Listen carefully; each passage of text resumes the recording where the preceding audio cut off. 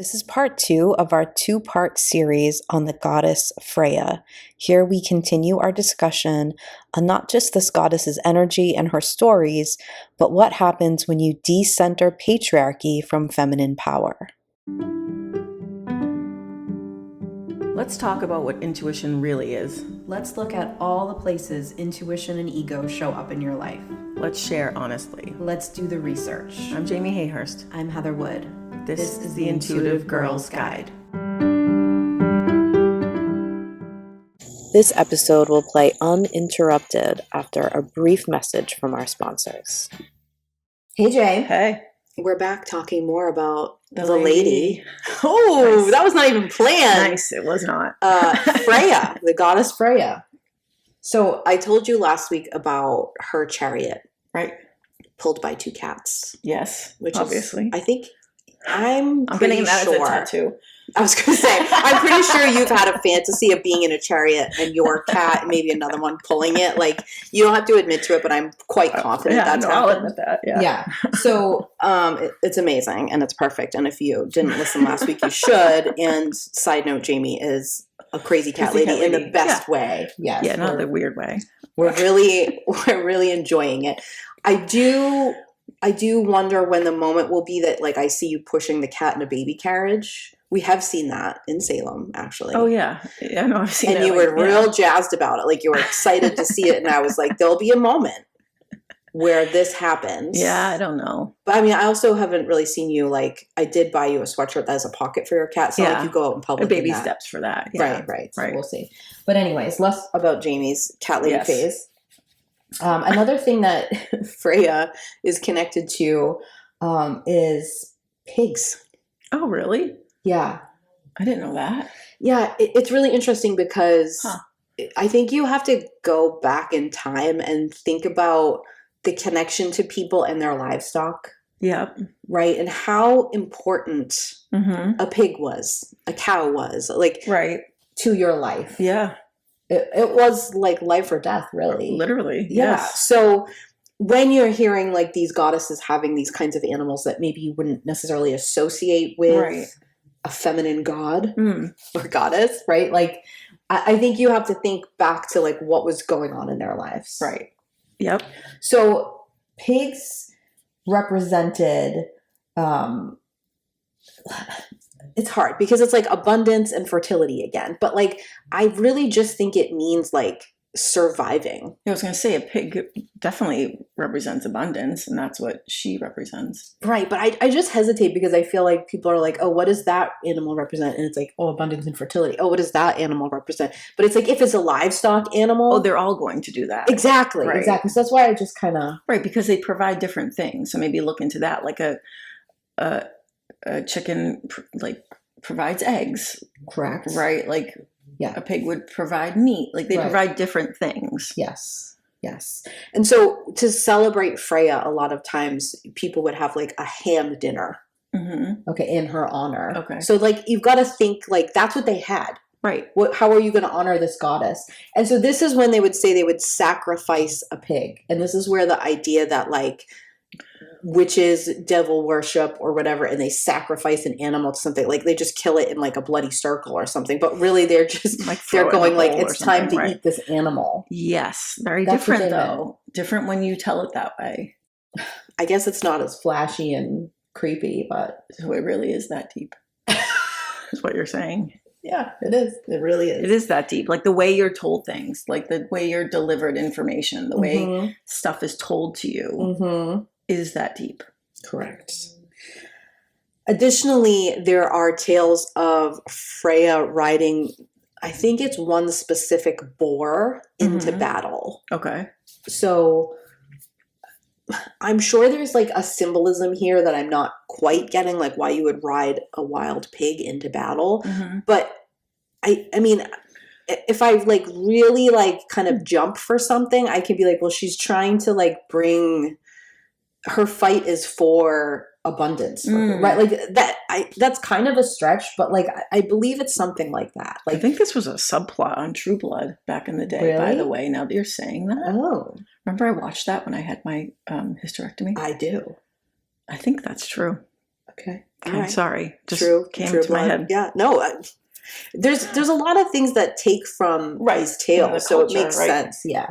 So again, maybe somebody knows something more about that than I do, but again, it's symbolism here. It's not like, you know, we see men riding like horses into battle, and that's more of what you think of. Like, why would she ride a pig? But it's like the symbolism of this animal and like what she's bringing and what she's fighting for. Okay. And you're also thinking like patriarchal war, whatever. There's a lot that you have to suspend. Yep. So Friday the day, which most people are like a pretty big fan of, is said to be named after Freya, which also some people say, no, it's named after Frigg. And I'm like, I think they're the same. Okay. Some people disagree and say, no, Frigg is different and it's named after Frigg, whatever. Okay. But Freya and Friday, like, I mean, I could get there pretty easily. Yeah. It makes sense to me. I got to tell you about this outfit she wore, because in my like dragon rider phase, this would really add to it. If I could find, I would want to do like a faux one, but she wore a cloak or a dress. It's not exactly, different things say different things, made of falcon feathers. Oh, wow. Isn't that the most badass thing you've ever heard? Yeah, that's awesome. And they said that it would help her be able to shapeshift into a falcon. Wow. So cool. I mean, could somebody make me that? Fake? I don't want to take the real that'd be a lot of feathers. Falcon, but yeah. There are a lot of stories describing Freya as evil. And there's a few reasons, but one of them is because she taught witchcraft to people who didn't know witchcraft. And the stories of this are all so different and weird, but it's like, if you've ever read Norse mythology, I mean, you've probably read Greek mythology, like it's very hard to follow because I think it's translated poorly and it's from a time that you don't understand. It's different. Exactly. Yeah. So Freya's hasn't been great in people updating it for us. Right. But basically, she was part of one, the word they use is tribe, so forgive the term, that's what it's called, tribe of gods. And she switched to another one for many different circumstances. Like some say it was this. So I don't want to get into that whole thing. And when she went to that one, she taught them what she knew. And again, if we're talking about goddess, quote unquote, divine feminine energy, taking your knowledge and passing it on is what witches were always accused of and why they were so, quote unquote, dangerous. Well, that's why they were so feared. Feared, right. Right. Yes. Yes. So if you kind of apply that to a more like pagan view, and you think of, you know, the witch down the street, if you needed some sort of herb for something, you would go to the witch, meaning expert, which was probably a crone, right? So she was probably middle-aged or above woman. So she had lived some life. She was an expert by now, right? You would go to her and she would say, oh, for this, try this, and that would help. And that's a very powerful thing to be able to do. Sure is. But she also just taught you what it was. Yes, she didn't she didn't withhold it. She didn't put it behind a paywall. No, she didn't. She didn't gatekeep it. No. Right. And you maybe would bring her some eggs from your chicken. Exactly. Like, do you know what I mean? Like, so you have That's the matriarchy. That's matriarchy. And we are all, even you and I, who have studied matriarchy deeply, we can't not see through a patriarchal lens because it's all we know. Yeah, it's all we've ever experienced, right? We have moments of matriarchy, but the whole system is patriarchal. So you kind of have to think along that way too. So originally her bringing witchcraft, quote unquote, just meaning the craft knowledge. She was an expert in. Knowledge. Yes, exactly. Right. To people who didn't have it was originally seen as a beautiful thing a goddess would do. But then it was the story switched to she was evil for that. Right. She spread witchcraft. Right. Yep, exactly.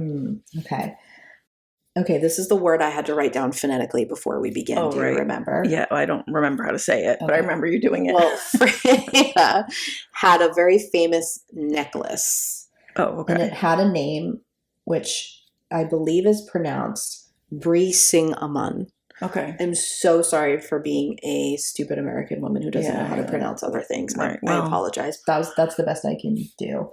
But the necklace has its own lore. It's like It's, oh my gosh. Like, if you could pick something that would represent what has been done to the power, like feminine power in general, I would pick this necklace to be its like symbol. Oh. It's wild. Okay. So I don't have time to go into all of it. I'm going to tell you one story about it, but like wild amounts of stories. Okay. Like, you think Thor's hammer is like important and famous. Really? This was bigger. Huh. And so many people told so many different stories about this necklace. It's crazy. Basically, it was a magical necklace, but for what and how the story goes, like, to me, there's something really powerful here that it was the subject of so many stories. Yeah, it sounds like it. I can't undersell it, but I'm going to tell you one of them, and it's going to make you mad. Oh, cool.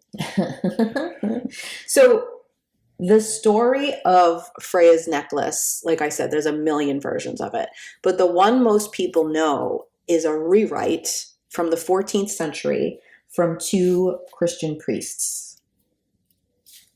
So if you want to know, like, is this the real story? I would tell you no, but this is the story. If you've heard it, this is the one you've been told. Mm-hmm. Okay. So their names were John Thordson and Magnus Thorhalson. I didn't look up their pronunciation because I don't really care if I say their names right. They're idiots. Okay. So they wrote this story and it became like how everyone knew Freya and completely changed the meaning of the necklace. So in this story, Freya is a human, obviously. And she's what's called a concubine. Now, you can find many people arguing what that means, but I always take it as like a mistress. Mm-hmm. Basically, it's a woman who is in a relationship with a man who she's not married to, and oftentimes it's because the man is married to someone else. Mm-hmm. That's not always the case with this term, but it's one of those words that's been lost, and it's just used against women, basically. Correct. Okay. So all of that is not true from the original stories, but that's how they tell it. So she happens upon some dwarves, and they're making jewelry. And one of the pieces they're making is brie cinnamon. Okay. So she's like, oh my gosh, that's amazing. I would like to buy that. Mm-hmm. And the dwarfs go, oh, you can, but we don't want money or gold or whatever you bartered with back then. We want you to sleep with the seven of us. Seven dwarfs? That sound familiar? What the hell? Yeah. And so she's forced to in the story. She's raped. Yeah. And then given the necklace as a reward at the end. Cool. This is a great story. Right. I told you. Okay. It keeps going. Mm-hmm. Loki finds out. Remember the trickster god, Loki? Mm-hmm. Tattles on her to Odin. And in the story is like, she slept with these seven men for a necklace. And he steals the necklace and gives it to Odin. And Odin says she can have it back if she curses these two kings. And the only thing that can break the curse is if they are killed by Christians. That's like a very watered down version of the story, but like I was trying to pack it in. But like, that's what they did to Freya's story. And for centuries, that was like the most well-known. It's ridiculous. Piece of her. Great. And she is the victim in every element of that story, which is on purpose, but also the villain. Also the one to blame. Right. It's her fault. Always. Yeah. And it's just... Right. I am very struck by the similarity of what's going on now with like the Epstein survivors and things, and of like the villainization of victims, and especially if they're women, and like, yep. And it's just like 14th century priests. We're still doing it. We're doing it, and we're still allowing that to happen. Yep. It's patriarchy. I know, but I think it gets baked in. It does. It's baked into your stories. It's baked into the telling, the passing down of information. That's why it is that deep.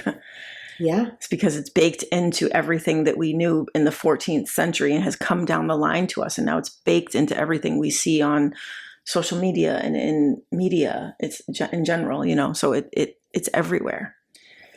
And I don't think people connect this. Some people won't like this, but whatever. It's normal. I don't think people connect the fact that the people who were telling these stories, who had the means to write them down, to spread them, to say what stories could be told and what stories couldn't, were the church, were the priests, were anyone to do with the patriarchal religion at the time in the area. Correct. So again, it is that deep. Yeah. It does connect back. And whether you want to admit it or not, your religion is patriarchy. Right. Right. Your religion that lives inside of you, like the pureness of the feelings or the emotions or whatever, might not be connected to that patriarchy. Mm-hmm. Yeah, like your belief of the higher power and whatever that looks like is separate from religion. Those are different things. But still, you having that religion is a part of that system. Correct. Which is patriarchy, which is harmful, which is white supremacy, which is misogyny, which is pedophilia.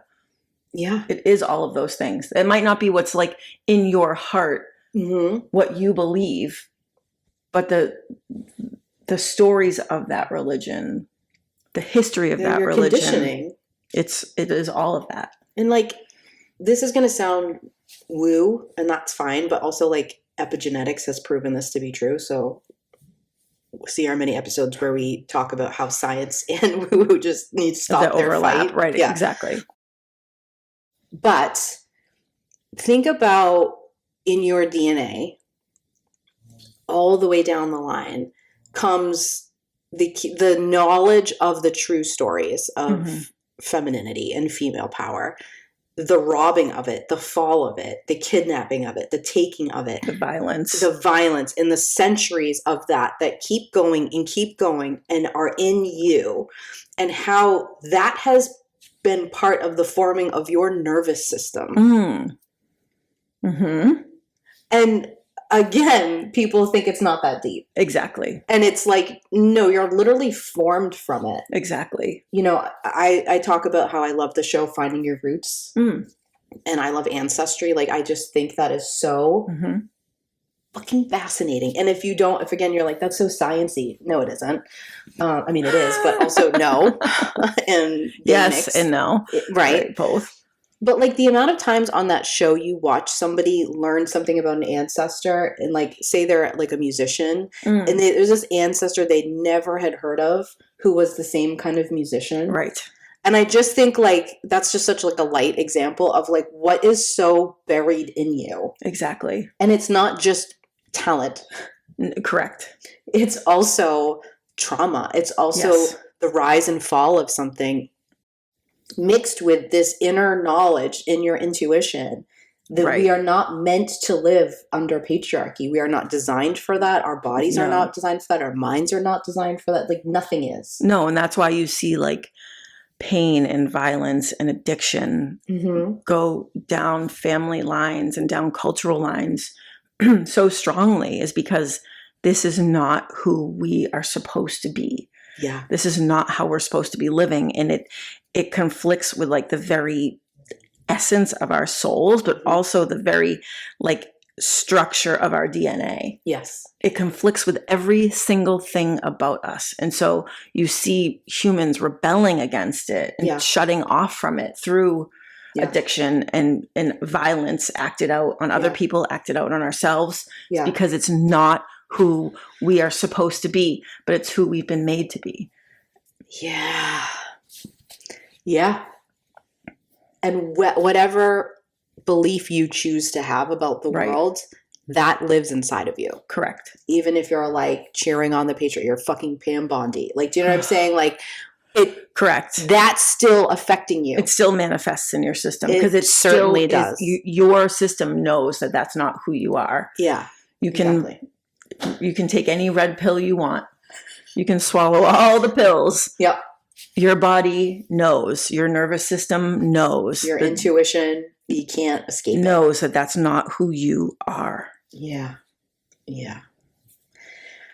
I've said this many times, but I always felt my whole life, I didn't have the terminology, but I just felt what I now understand was allergic to anything patriarchal. Right. Never worked. I couldn't figure it out. I just thought it was like the world because I associated Well, those. because it is. Two, right. Yeah.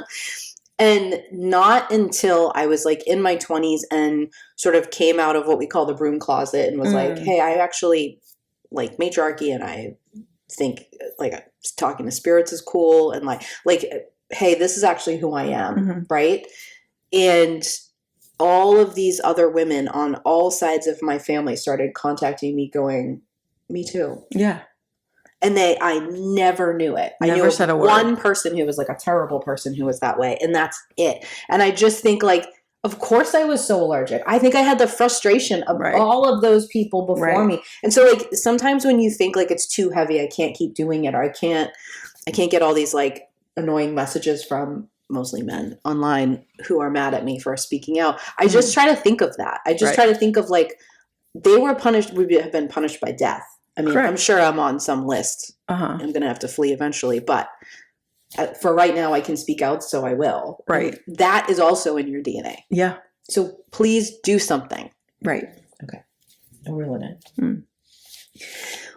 So I got really fascinated with this necklace, as you can probably tell by my ranting about it. Yeah. And I was like, I've got to find some really smart person's account of what this necklace really meant. Because how can it be so controversial and powerful, but yet no one's heard of it? And I had to like write down the pronunciation, right? Like, why? And if I tried to look up images of it, they're all different. Do you know what I mean? Like there isn't one. So you couldn't wear it. Like, do you know what I'm saying? To like represent her. Recreate it. Right. And what the conclusion I came to was that it represented female sexuality. Oh, okay. So it makes sense to me that in this story, the priest created where she finds the necklace, her sexuality, she's like the victim of it, but also like punished by it. Yeah. And I don't think they realize how actually powerful that was. Like that's how powerful Freya energy is that you're trying to mistell her story, but you like nailed the point of what you're doing. Exactly. Do you know what I'm saying? Right. So yeah. If anyone thinks they know what it looks like, please. I found like so many different images of it. I even thought of like showing you a bunch of them, but I was like, I think it's maybe not supposed to be a certain thing. I think maybe it's just something that you decide represents that. I don't know, but fucking fascinating. Another thing that Freya was known as is, I'm going to spell it and then I'm going to say it how I think you're supposed to say it. Volva. Vulva. I think that's just how you say it. It's probably what the necklace looked like also. Right. And when I was trying to figure out what this meant, because then I was like, wait, that's got to be where the term vulva comes from. I could not prove that. I did try very hard. It was this group of female seers and shamans. I'm using those terms loosely because those are the translations. Seers and shamans were not what they are now. Right. Right. Those are like real cultural things that you need to look into in different cultures. You can't just saying like I'm a shaman. That doesn't make any sense. That. Of what? Also, don't do that if you're a white person. Yeah. Don't. Yeah. But also like you're a shaman of what? Correct. Right. Huh? Okay. Anyways, that's another episode, I think. But they practice something called, I think it's pronounced Seder, Seidr, magic. I saw a million different pronunciations of that one, and I didn't write it down. And so then I fell down a rabbit hole of that kind of magic because I was like, why have I not heard of this magic? Right. Seidr. Have you heard of that before? No. And there's a group of women called Vulva. Right. Who practice it. Haven't heard of them either. What? Right. So this magic was about weaving of fate. And so you can again translate this however you see fit. I will tell you mine. But they used magic to understand fate. So what they felt was inevitably coming. Not like something someone said, you're fated to marry that guy or something. Not that kind of fate. But like based on what we can tell, this is what's coming. Like prediction that is informed. Think of it that way, right? And let's try to work to bring about either that or to change that. Okay. And so the description of this in like is in the most mystical language ever. But I'm like, they're just going based on what's going on. It seems like this will happen. Right. They're like making a fucking almanac. Right. Like, do you know what I'm saying? Right. And they're going, what can we do to help? Mm-hmm. Mm-hmm. And you've never heard of that? And you've never heard that there was a group of women that did that and that they were called vulva and that like, and it was like mystical instead of just being like, well, I'm pretty sure that's like what meteorology is. I'm pretty sure like that's what economics is. Like, what are you talking about? Right. So I just like had like kind of a meltdown about it while I was researching it because I was like literally like yelling at my computer, what are you talking about? Right. Because we don't talk about the girl version of it or something. Or we just think like that's like, oh, predicting in a crystal ball what will happen. And we say that's what psychics do. And that's what intuition is. And I'm always just like, no. Or someone's like, well, that medium who told me that piece of information, they could probably glean it from something I said. Maybe, but that doesn't discount it. What are you talking about? Right. It's this or that. And it's like, no, it's both. It's always been both.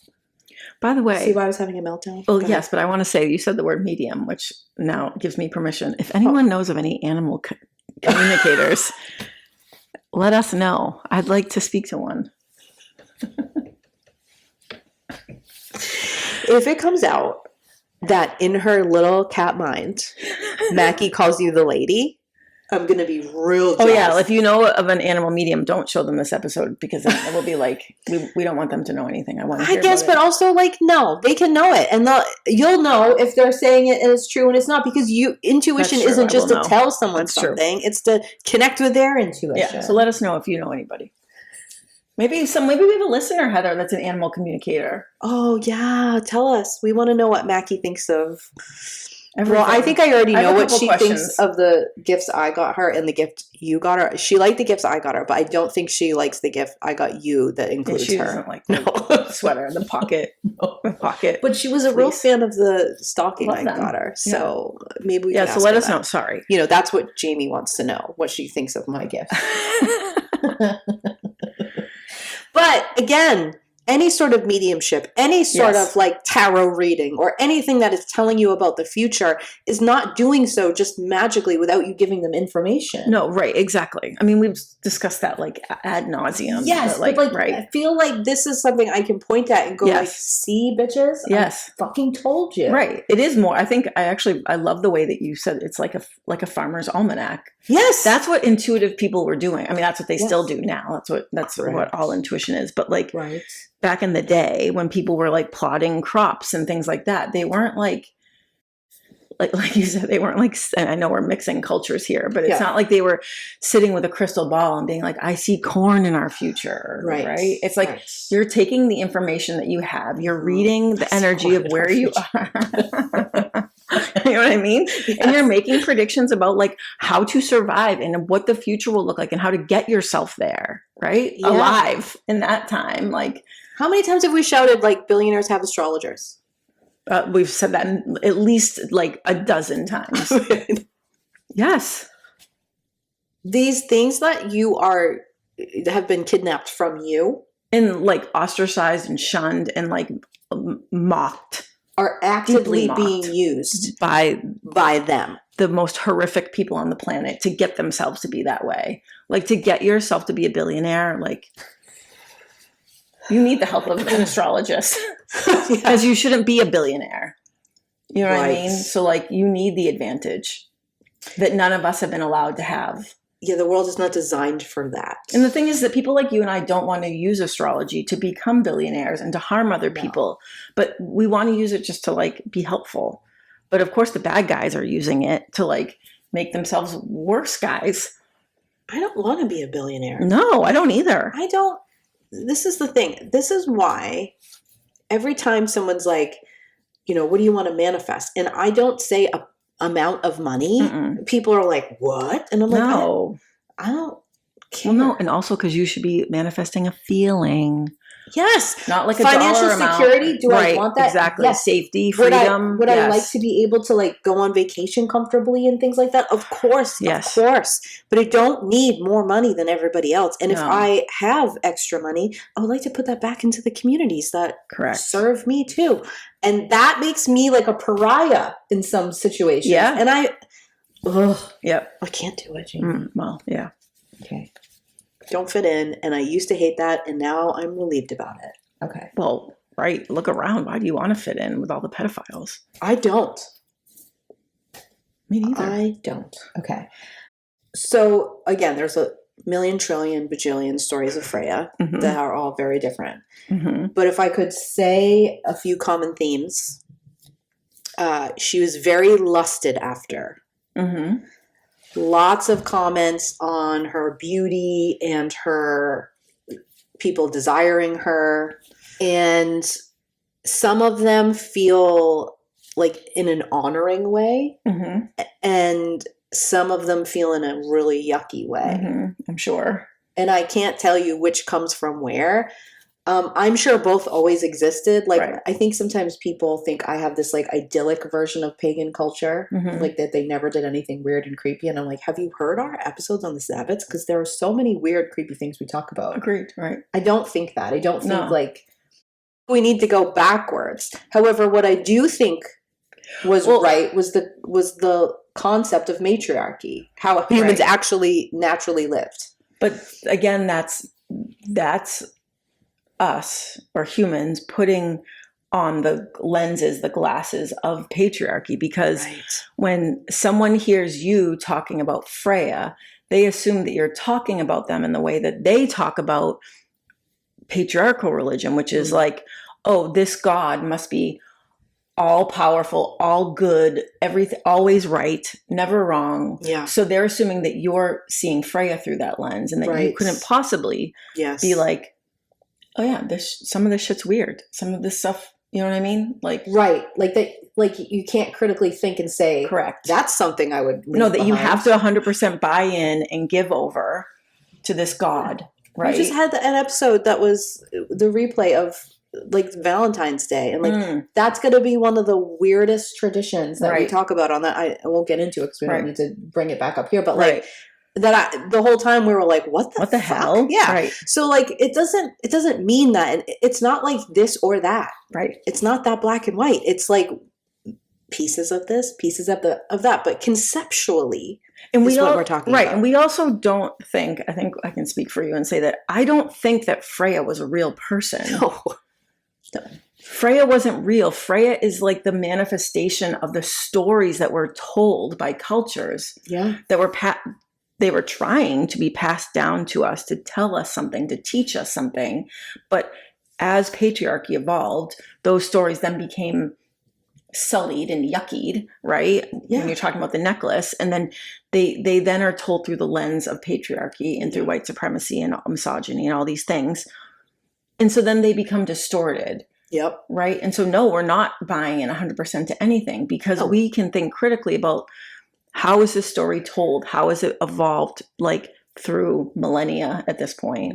Right. But we're not sitting here thinking that Freya was a real person. No. That we're praying to and sacrificing. Who's gonna like float into the room. No. Right. Like we appreciate the value of the story. Correct. Because originally these stories, anything about a god or a goddess, was about an energy. Correct. It represented the energy of something you were trying to align with.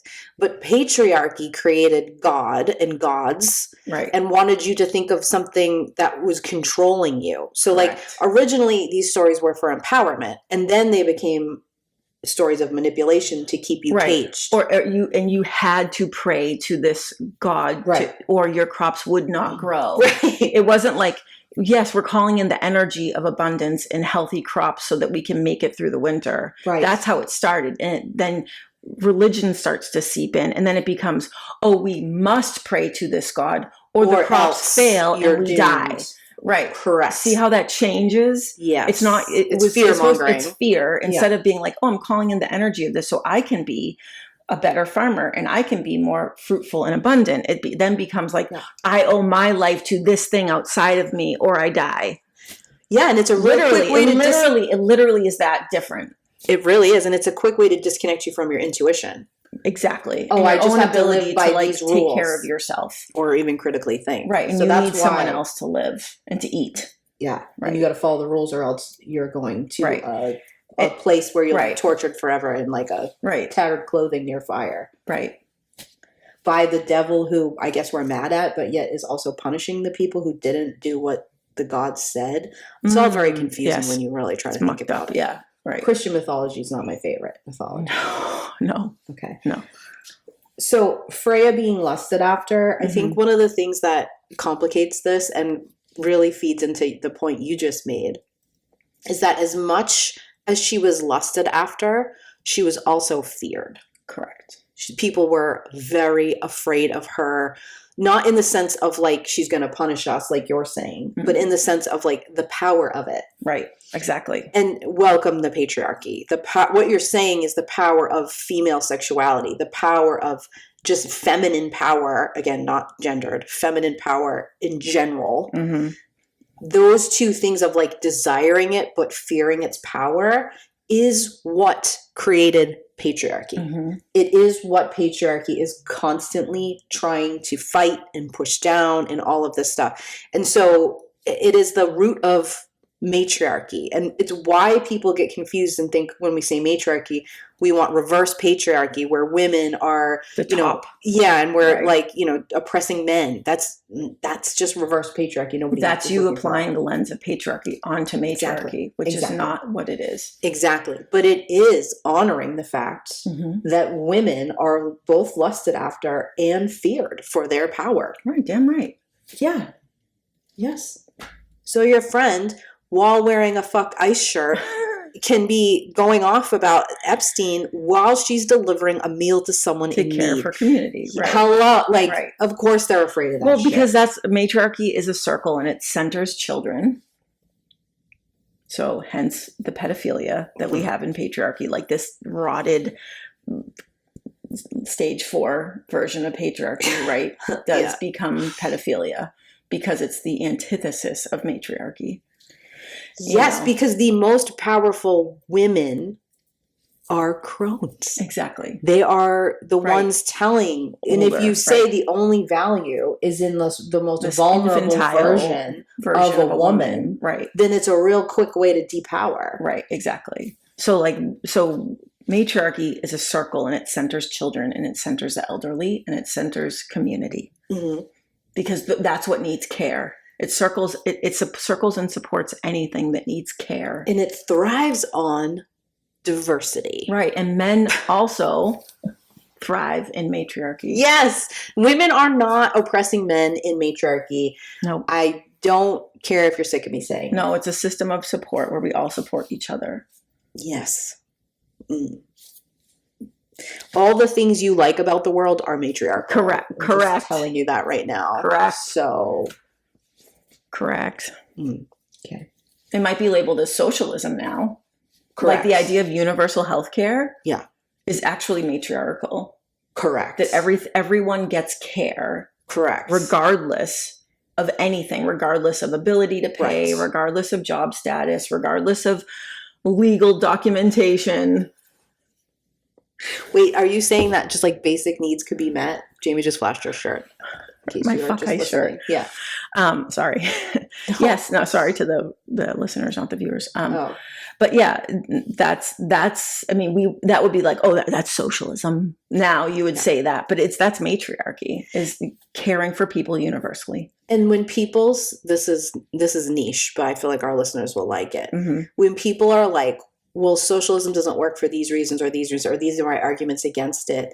All of the reasons are the patriarchal elements of it. Exactly. Because we're still saying in this patriarchal system, this is the way I want to do this patriarchally. Right. And it's taking a matriarchal concept, but it's still presenting It's still in patriarchy. It's still in capitalism. It's still in the system. So it's still patriarchy. And it's the parts that you refuse to let go of. Yeah. Let them go and it will work. Okay. The last thing that I'll say is that there were so very many stories of Freya being used as a bargaining chip amongst other gods. Oh, yeah. And I kind of was like on the fence about bringing them up. So I'm deciding not to tell any of those stories, but I am deciding to point it out because it is, again, what is happening with women. And it's happening with women on both sides of the stupid fucking aisle that should be burned, in my opinion. Correct. There's no aisle anymore, you idiots. No. Take off the dumb hat. It's upper class and lower class. Like, that's it's a class It's war. up and down. It's a class war. 100%. Right. And call it, stop, whatever. I'll reel it in. But like, it's just really, how long have I been screaming about We've the been saying polarity this for problem? years. Yeah, right, exactly. Go back to our original episodes. You'll hear us yelling about that and how dangerous it is. It's almost like we were in the vulva. Exactly. We were seeing and predicting what was happening and no one was listening. Yes. We were like Cassandra. Yes. In the vulva. Yes. That's real niche. That's a great point. It's a lot of mythology thrown at you right there.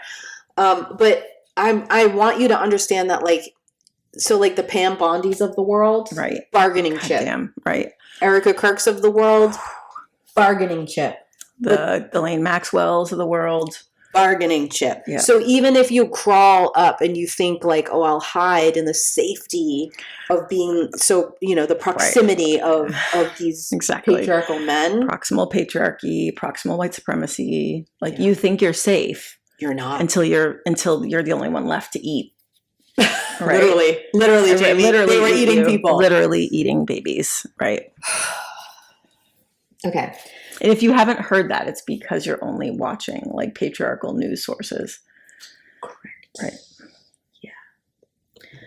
Yeah. There's like so many things I want to say, and there's so many things that open up so many other doors. Same. But please, when you're channeling goddess energy in whatever form you decide to do that, please understand that it is the antithesis of what is happening in the world right now. And it is the antithesis of sitting quietly while you learn that these things have happened and continue to happen. And if you think it's not still happening, right? You think it's stopped for some reason, right? You're so wrong, right? Well, it's just wrong. It's like because Jeffrey Epstein is dead, supposedly, theoretically, you think like again he's just a head of the Hydra. Like just because he's dead doesn't mean that the trafficking stopped. Welcome to the tinfoil hat we've been wearing for 100 years, right? Since the beginning of this podcast, which was 2020. Right. We've been saying this, and it's been tinfoil hatty, and people are like, "Oh," but not like the bad tinfoil hatty. Not like what's the bad one? I don't know. I mean, like, people are eating babies. Someone's yelling with their tinfoil hat, and it's like, well, yeah. I think that there's like a sort of a side of like MAGA tinfoil hats that it's not the elites that are bad. It's like the liberals that are bad. Yeah. It's like it's Hillary Clinton is bad. Right. Yes, she is bad. She is, right. But it was not because she was an elite. Saying. It was because she was just a Democrat. Like that's like the whole Pizzagate thing. Like there is a Pizzagate. Like pizza is a symbolism for pedophilia. If you look that up. But they took that and made it that Hillary Clinton was running children out of a pizza shop out of a basement of a pizza shop that actually doesn't have a basement. Like they were so close to it. Yeah. And it like deviated off the rails. Was done on purpose. It became a distraction. So the people like you and I had to be like, no, that's not crazy. It. It's not that. So we had to fight against that to like, you're right. Like to fight that disinformation when we all should be in the same fucking team. Yeah. Fighting against the upper class, the 1%. Yeah, the tinfoil hats we wear have to do with calling out those 1%ers and the people who protect them. Right. That's even a greater amount. Agreed. You know what I'm saying? The people who bootlick and want to be the 1%.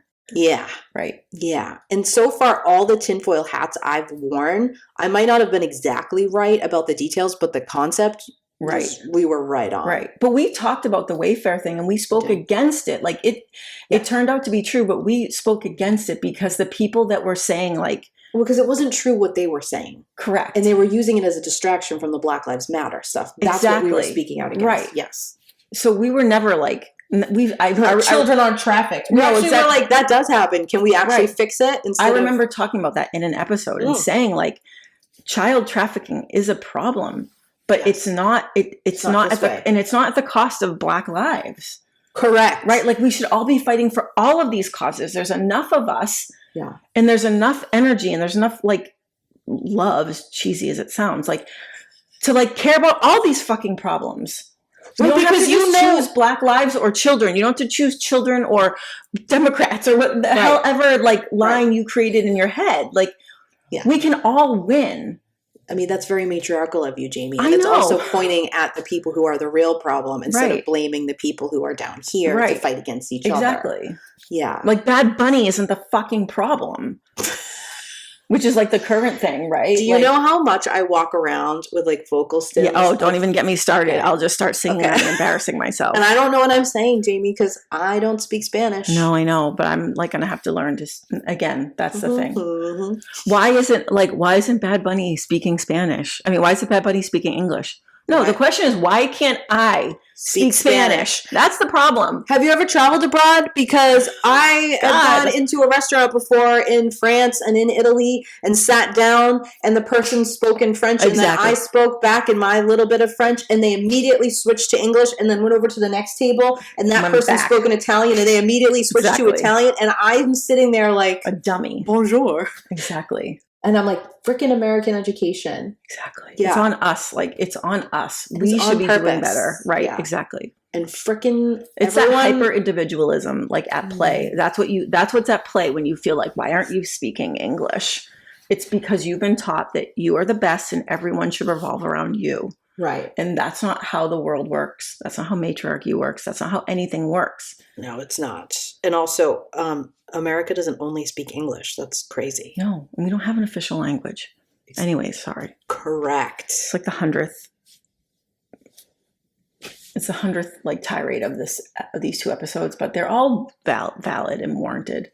Yeah, and can you imagine if, like in 100 years, people look back at like, what were these ladies talking about? And we weren't mad. Right.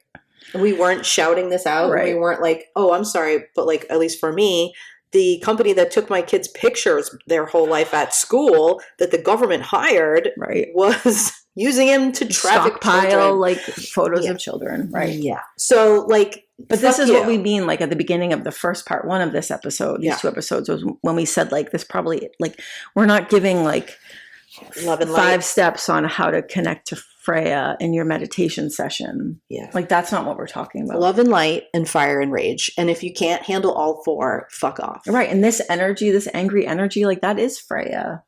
Yes. Right? Like that is how you channel your inner Freya is by like defending children, defending women. Yeah. That's it. And guess what? We don't just like do this and then stop. No. We keep fighting those things. We keep doing things we keep trying. Like, I'm sure you're going to go and do something for someone else as soon as you leave here. More than likely. Actually, know for a fact that you are. So there. So there, everybody. So there. Okay. There's like a lot more I could say, but I think that's the right place to wrap it. Yeah, I think so. And if you're mad and then you're sad and then you're like happy and then you're angry again, that's you being a goddess. Right. Great job. Exactly. And being like a critically thinking human in the year 2026. It's tough out there, but that's what you got to go through. That's the work. That's the work. And if you're saying you're selling intuitive courses and you're skipping all of those things and that you're not mentioning them in what you're doing and talking about, then that's bullshit. That's not the work. Yeah, not the work. All right. I think that my work needs coffee. 100%. All right, let's go do that.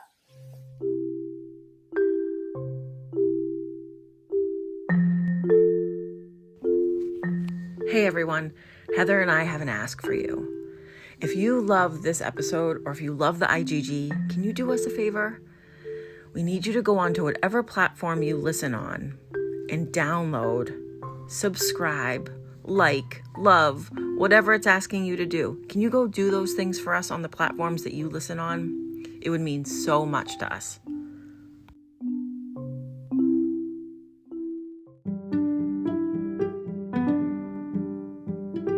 Thanks for listening to our episode. For a way to get in touch with us, please visit our website, intuitivegirlsguide.com. We love hearing your feedback on our episodes.